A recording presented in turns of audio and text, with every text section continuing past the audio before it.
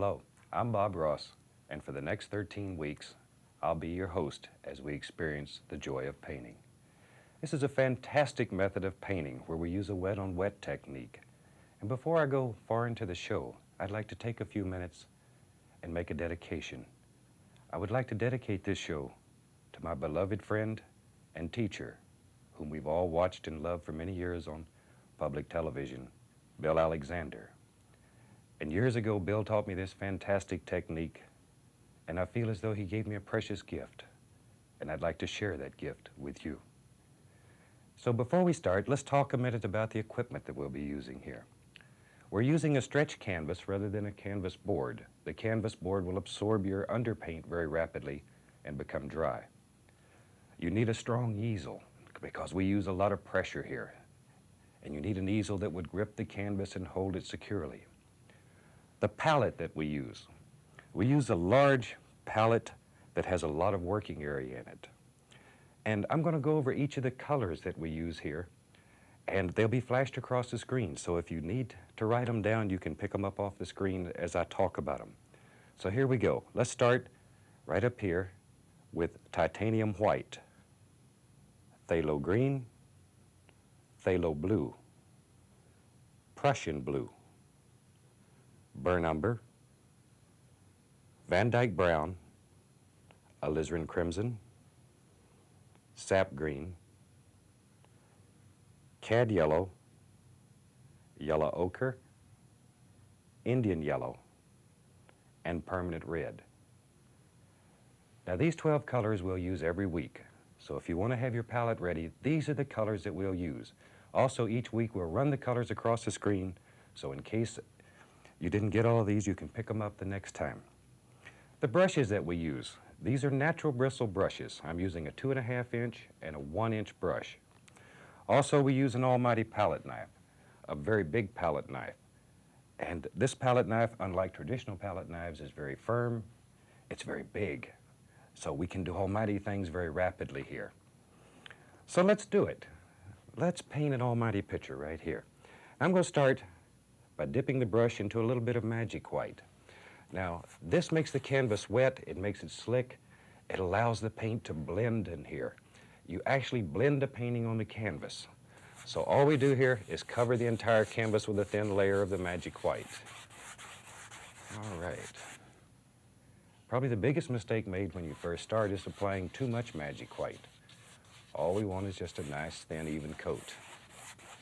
And when you're using large brushes, this only takes a couple of minutes, so no problem. Here we go. Look at there, already we're almost complete. There. Okay, now just work it back and forth and up and down to get a nice even distribution of color. Okay, we just about got this canvas covered with the magic white. Now, another big problem that we run into continually is washing the brushes. Now, I'm going to wash the brush, and we wash it with odorless paint thinner.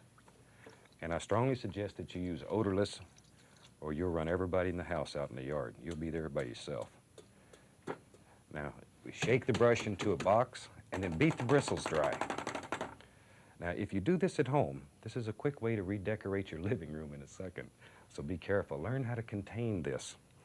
Alrighty, let's do a simple little picture today that'll just give you an idea of how this fantastic technique works. So I'm going to start here with a little bit of Prussian blue. And we pull a small amount of paint out and beat it into the bristles. Really work this paint into the bristles. You're looking for a nice even distribution of color throughout the bristles. And we'll start right up here at the top, and we just make little X's, little crisscross pattern. Come all the way across the top. There we go. Now your brush is picking up the magic white, and automatically the sky is going to get lighter in value as it works toward the horizon. There. Okay. Now see how easy that was? Okay. And very gently, we'll just blend this out. Now it's very easy to make a sky darker, but it's a son of a gun to make it lighter. If you want to make it a little darker, all you do is add a little more blue, a little more blue. This stuff is really strong. and go right back through the same procedure. And you can darken this guy very easily. All right. Now, another thing it seems to give us a lot of problems is almighty clouds. So let's spend a second here and make us a cloud. And here we'll use the fan brush. And I'm going to take the fan brush and load it full of titanium white paint. Load it full. A lot of paint in the bristles. Okay, now we'll go up here and decide where we want a happy little cloud to float around. And you touch the canvas and just make little tiny circles. Just work it, work it, work it. Do it rapidly. Push hard and get away from it. Don't keep working the same area. All you'll have is a big cotton ball up in the sky. Okay, maybe we'll put another little cloud right over here, just to show you how to make these little clouds. Okay, now, with a large brush, we want to very gently blend this out on the bottom down here, but without touching the top at all. So very gently, just the bottom. Just blend it a little bit. Little tiny circles. There we go. Now over here we'll blend this one a little. Now we'll fluff it, and we're just going to gently lift upward. And don't worry if you get some of these little things up in the sky.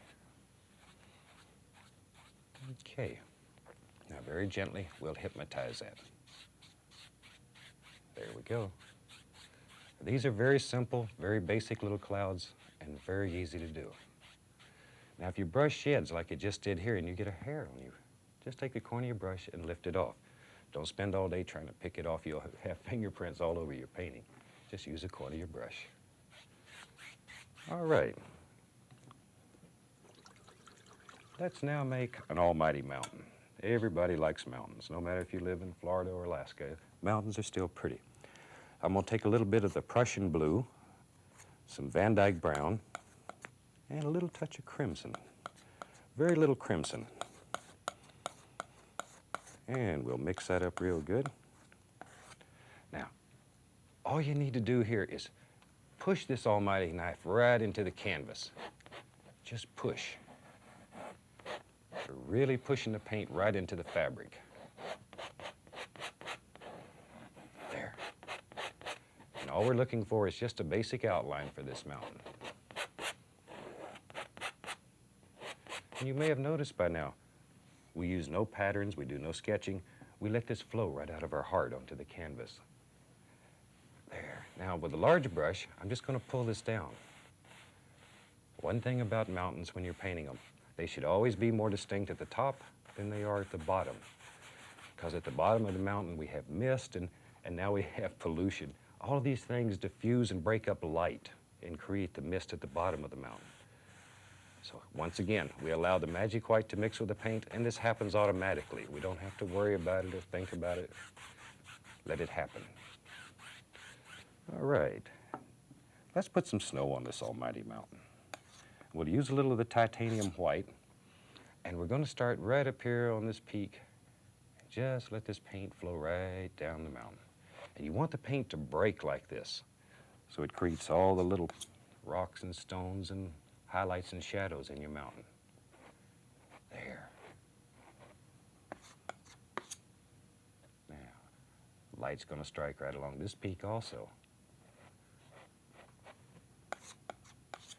And maybe just a little touch back in here. Now let's build some shadows. And we'll just use a little bit of the Prussian blue and white. Maybe a touch more. There we go. Now the shadows will run in the opposite direction. We'll start here and just let the shadows run right across like this. There comes a shadow. Okay, we'll put one back here. And we've decided this peak is behind the mountain. So all we do is take this shadow and bring it right through. And automatically, you've just pushed a mountain around. On this canvas, you're the creator. Anything that you want, you can build here. This is your world. Your dreams come real here. All right. There. Now, Maybe we'll add just a couple more little peaks in here. Maybe there's a happy little peak right here.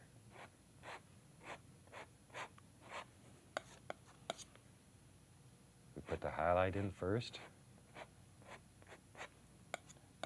and then we give him his own private little shadow right there. Now, this is a very basic, simple little mountain, and as the series progresses, we'll do some that are a little more complicated if this is too easy for you. There we go. Okay. Now, as we had talked about earlier, we always want it to be more distinct on the top than it is on the bottom. So, using the large brush here, I'm going to very gently tap the bottom of the mountain. I'm tapping. All I want to do is diffuse. I don't want to destroy it. There we go. Always following the angles. Now, very gently lift upward using the brush flat. Look at that. Look at that mist. See, I knew you could do it. All right. I think it's time we had some fun now. Let's get over here into the sap green and just load this brush full of paint. Just put a lot of paint into the brush. Just really work it into the bristles.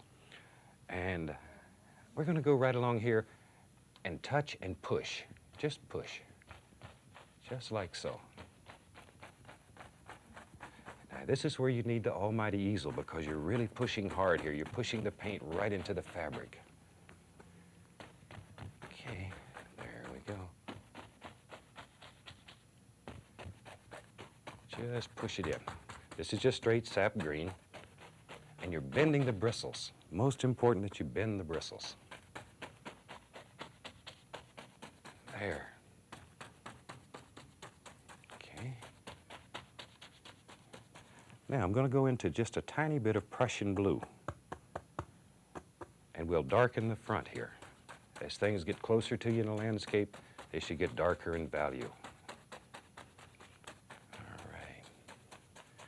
You know, while I'm doing that, one of the most interesting things that we see as we run across the country teaching this fantastic method is people continually say, I can't draw a straight line. I don't have the talent, Bob, to do what you're doing. That's baloney. Talent is a pursued interest. In other words, anything that you're willing to practice, you can do. And this is no exception. But it's like driving the car. At first, it's a little difficult. You have to learn how to make your hands and your foot work together. Same thing, and that's what we're trying to teach you here, is the technique. Once you have the technique down, all you need is a dream in your heart and a desire to put it on canvas. Okay, now, let's go back here in the background a little bit, and we'll mix up some blue. This is Prussian blue, brown, Van Dyke brown in about equal parts, and sap green. All three of these are in about equal parts. And it should look very dark. It should look black on your palette. Okay. Now with the fan brush here, we'll make some, let's make some little evergreens back here in front of this almighty mountain. And there's many, many ways to make them, and we'll try to show you a bunch of ways during this series. Okay, we load the fan brush full of paint and decide where you want your tree to be. You touch the canvas, turn the brush sideways, and just begin building a tree, back and forth. Isn't that easy? Look at there. And trees get lonely too. They need a little friend, so we'll give him a friend right here. There. And you know, sometimes you don't want to have a bunch of distinct trees. You just want indications of trees. So watch right here. This is the way to make indications. All we're doing is touching. Just touching. And this looks like little trees when the painting's finished. It is they're way back in the background. And maybe over here. Just drop these in. This is such a free style of painting. There. And maybe there's some here that are a little closer. And we'll just drop them in. Let them just fall right off your fan brush. There we go. There we go. Okay, we'll put a little more dark in here. You need dark in order to show light, so here I'm just applying a little dark color. Now, another golden rule that you need to remember here. A thin paint will stick to a thick paint. So I'm adding just a touch of magic white on my brush here to go through this thicker paint.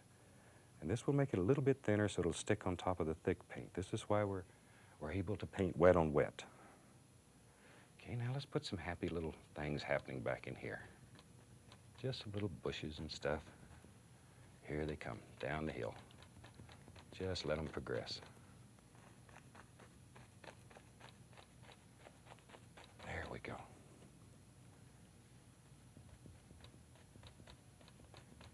There, look at all them little rascals. Okay, with the knife here, I'm just using the point. Now scratch a few little trunks here and there.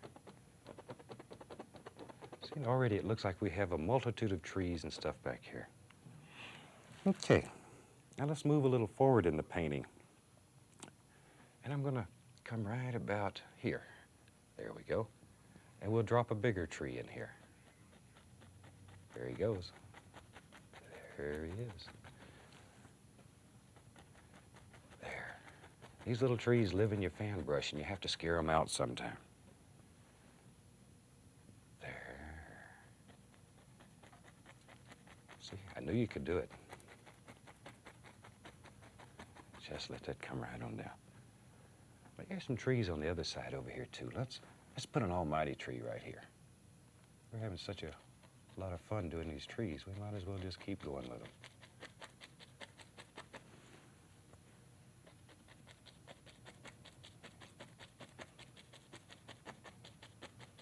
Okay, and by now you're probably saying, hey, can he do anything but evergreens?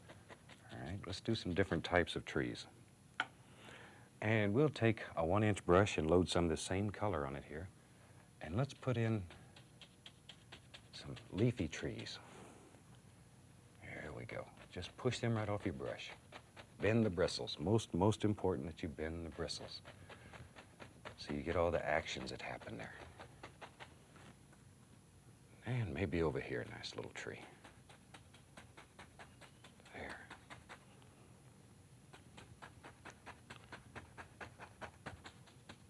There we go.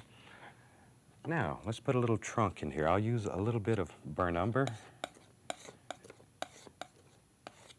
And let's just lay some happy little trunks. Okay, and the little evergreen trees, just here and there. There we go. And we need a trunk in this big old tree over here. Like so. One in there. You can also take just the point of your knife and scratch right through the paint and put all kinds of little indications in here. All right. A little more of the thin paint to thin this down. And we'll put some happy little highlights on there. Maybe we'll say this looks like fall, so let's use some bright colors here. And they show up good on your set at home. Look at that son of a gun. Okay, now. There we go. All right, now, down in the bottom down here, we need some nice little bushes that are happening. One thing to be very careful of, don't kill all your dark areas. If you kill them, your painting becomes very flat. There we go.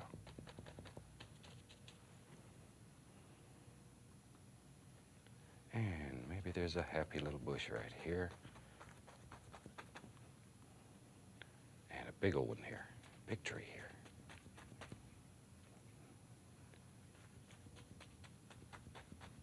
All right. Need a little something underneath here, just to give it a little more depth. There we go. Now, we'll cut a few more little sticks and twigs here and there. And this helps create depth in the painting. It shows different planes, and the more planes you can show, the deeper the painting will be. So we'll just cut a few of them in here. You know, it's interesting. I was doing this painting one time at a mall, And I had a man come along and he says, you know, I've been to that location. He says, except it had a little pond right here. He says, if it had a little pond there, I'd buy that painting from you. So I told him, I said, you start writing the check, and by the time the check's done, you'll have a little pond. So watch right here. Let's see what happens. All you do is take this almighty brush and pull down. And we'll create a little pond right there. It's that easy. There we go. And I'm going to take a little bit of Prussian blue just to make this pond a little bit deeper. I want to have enough room for the trout to live in here. Just a little bit deeper. This is one thing that's so fantastic about this style of painting. Right in midstream, you can change your mind. You can completely change a painting in just a second. And here I'm just pulling across to make it look like water. Isn't that something? Now we'll take just a tiny bit of the magic white and we'll put a little water line in here.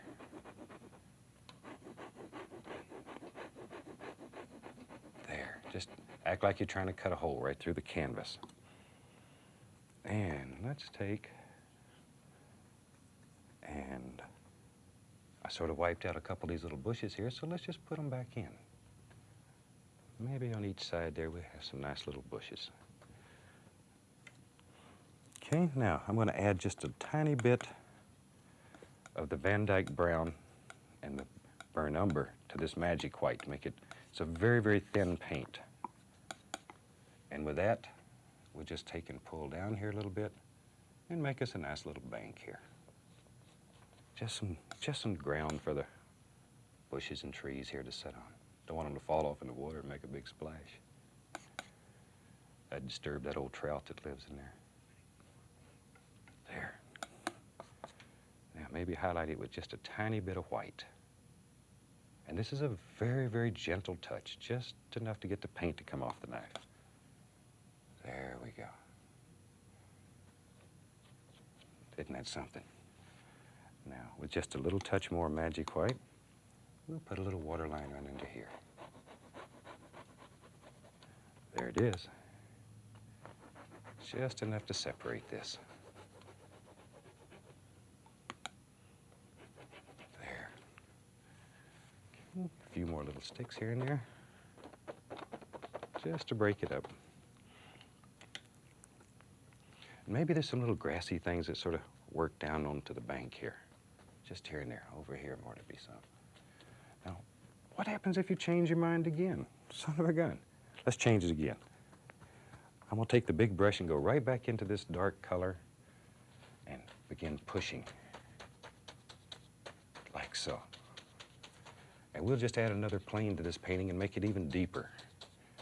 Just push this dark in there. Once again, we need the dark in order to show the light. Okay, now we got our dark in there. Now we can highlight it. A little more of the thin white here so we can thin this down and it sticks nice and easy. We use a little yellow ochre mixed with a little cad yellow. And mix it on your brush. That way you get a multitude of things that happen. Maybe a little of the permanent red. Let's put, ooh, there's a little fireball. That's a nice one. And right on down through like so. And just let these flow with the lay of the land. And put all kind of little, look at all those little grassy things. There they go. Just as easy. Okay,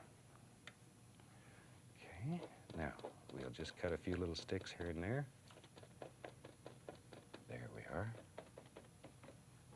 Now, you know, one of the hardest things to do when you're painting is to know when in the world to stop. It's such a temptation just to add one more stick or one more tree.